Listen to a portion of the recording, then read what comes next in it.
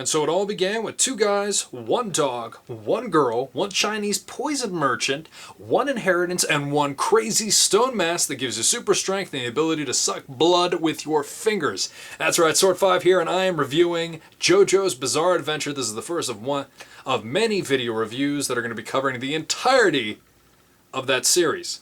Now first, I gotta air my dirty laundry. I will fully admit that this is completely inspired by DaisyX, that's DaisyX.com's Dragon Ball Z manga review of awesomeness. Those guys have been pretty much going hardcore. They're reviewing all of the Dragon Ball manga. They started at the very beginning, and they've just now hit the Android saga. They've been doing it for like 2 years. You gotta check it out. They've got 3 veterans, 2 that have read it in English, 1 that's read it in Japanese, and a guy they call the Virgin who's never read it before.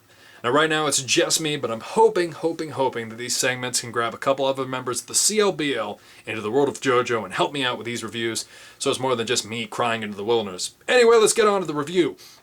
Now first off, one of the things that I think is going to get in a lot of people's way is the art. Now a lot of Japanese manga these days, especially the popular ones, if you're reading Kenshin, who am I kidding? Maybe not Kenshin anymore. But Naruto, One Piece, any of those, line work is really clean. You're going to see a lot of white on those pages. Not so for JoJo. This is a very gray manga. And I find that kind of charming. I mean, especially in this volume, it really looks like he drew and then he kind of smudged his hands and fingers all over it.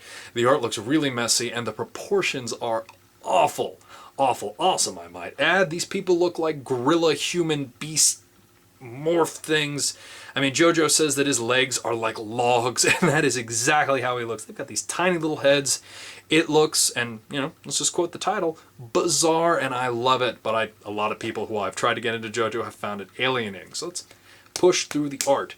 Now, the thing that I think is going to grab, well, I hope most people, this also might be alienating, is this series is bizarre.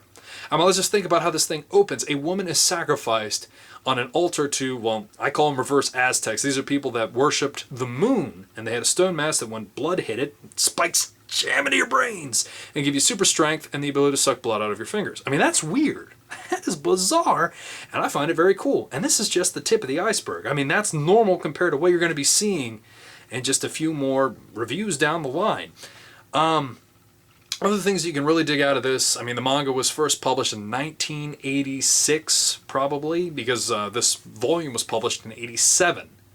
I mean, that's crazy. This thing's 22 years old. I mean, it's almost as old as I am, and that means it's one consistent artist and writer basis of manga. I mean, that's really great to have. Another thing for this manga is that it was made back in 1987, and that means that it really didn't have to be that complex, and it really could just be open. I mean, there's kind of a nakedness to the characterization in this. JoJo is your pure average manga hero. This guy is sloppy, he has no manners, he's not really bright in the very beginning of this, and he's also kind of a wuss in the opening chapters. Dio, this guy is evil. The first thing you see him do is spit on his father's grave. And when he's introduced to JoJo, he kicks his dog right in the face and proclaims, well, in his mind, in his first of many evil monologues, that will drive JoJo insane. I mean, that continues. Look at the first volume. Kicks a dog, lights a dog on fire, steals Arena's first kiss, poisons his dad, poisons JoJo's dad. And this guy's evil. He is unabashed about it. And they play rugby. The guy can run really quick.